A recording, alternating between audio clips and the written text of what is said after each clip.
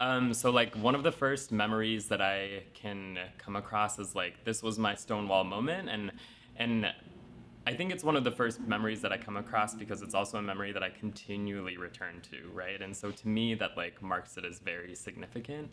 But growing up, I always felt like I would never think from my head. I would always think from like this source of like energy right here that usually told me whether or not something was good for me, or whether someone was good for me, or like this compass of right and wrong.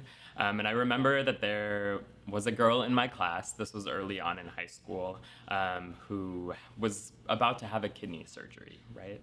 And this girl in my class, she also was a little bit on the more boisterous side, talked a lot in class, and when she was gone for her kidney surgery, she missed about 2 weeks of school, right?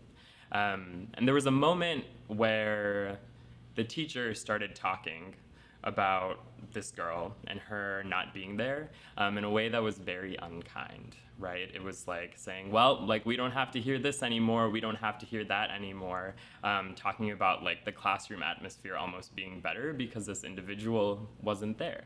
And in that moment, I just remember sitting, I like very much can remember myself in that seat in that moment.